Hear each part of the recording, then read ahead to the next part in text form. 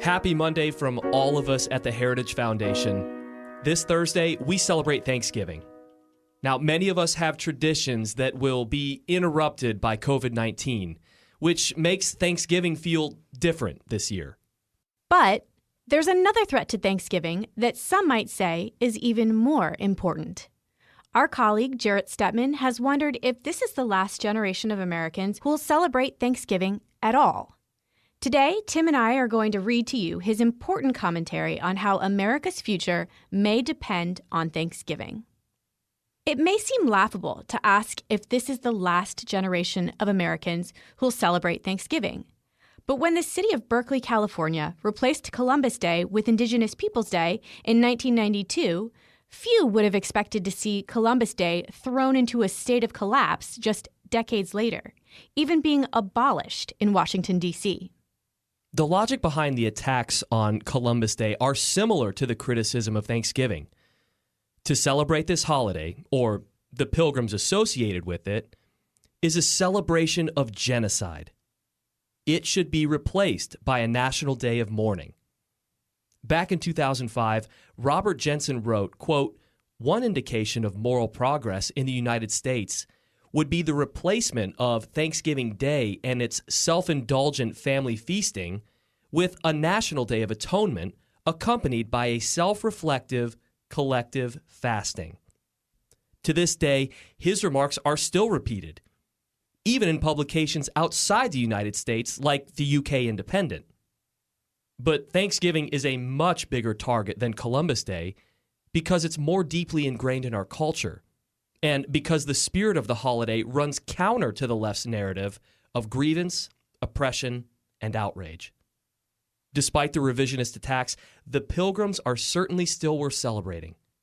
But what's at stake is far bigger than the story of the first Thanksgiving. Our national holiday derives in large part from President Abraham Lincoln's call for Thanksgiving in the heart of the Civil War, at a time when Americans were killing each other and seemingly had little to be thankful for. In fact, the genesis and evolution of the Thanksgiving holiday is a long and complicated one. The national holiday became official right before America's entrance into World War II under President Roosevelt. But this only formalized a much longer, practically universal American tradition. Sarah Josepha Hale, publisher of a wildly popular patriotic women's magazine, waged a decades-long campaign to make Thanksgiving a national holiday, in the spirit of George Washington's one-off National Day of Thanksgiving proclamation in 1789. Hale appealed to the public and many presidents, arguing that America needed a cultural patriotic holiday alongside the 4th of July, based around the family and giving thanks for the country's growing prosperity. Her efforts culminated in Lincoln adopting her idea in 1863 during the Civil War. He issued a proclamation calling to set aside the last Thursday of November as a day of thanksgiving and praise. Lincoln also called for the almighty hand to heal the wounds of the nation and restore the Union. Since that proclamation, in the dark days of the Civil War, Thanksgiving has become entrenched as a national holiday. So America's Thanksgiving holiday is really one of evolution, born of a desire to have a uniting national day to show gratitude for the blessings of being an American, even when it's most difficult to see.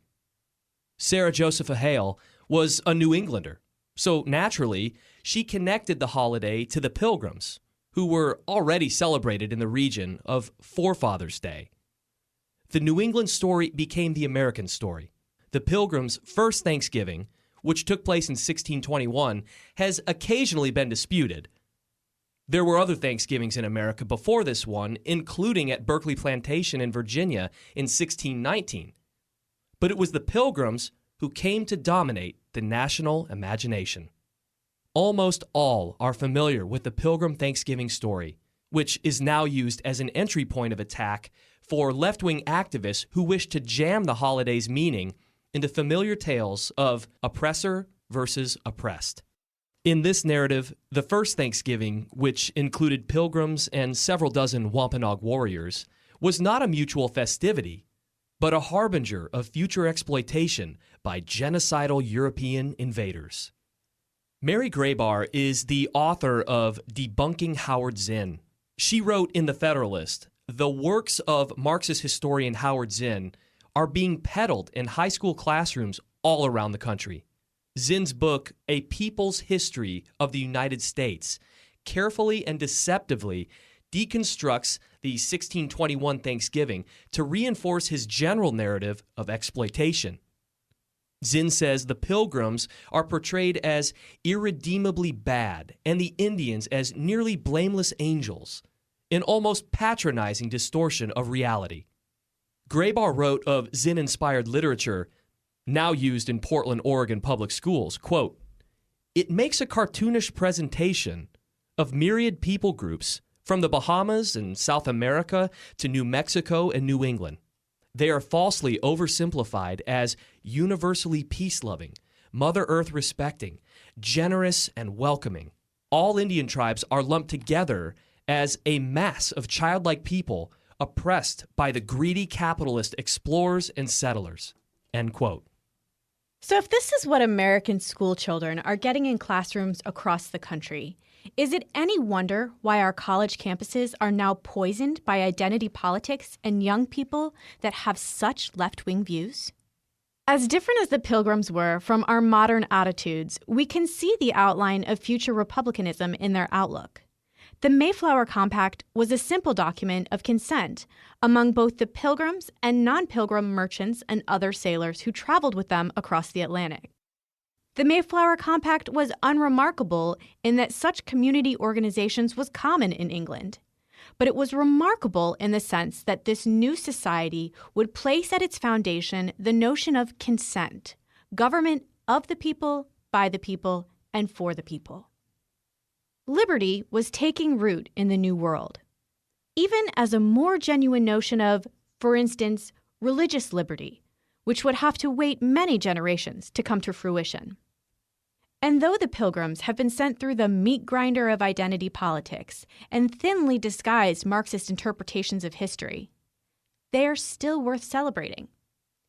Yet a holiday that a nation celebrated almost universally, even though they were torn apart by civil war, is now being threatened in an age which Americans have seemingly little in common with one another. Today, America is wealthy and powerful beyond the imagination of those who founded the Republic 2 centuries ago. It still has enormous capacity for growth. But worrying fractures in culture exist below the surface, as does the belief by some that the American dream is fading, a relic of mid-20th century greatness that can't be recaptured. In this globalized world that looks less like a brotherhood of man and more like a bubbling cauldron of fractious tribes, our nation-binding traditions may be our only saving grace. We should continue to celebrate the feelings of charity and thanks important for our own lives.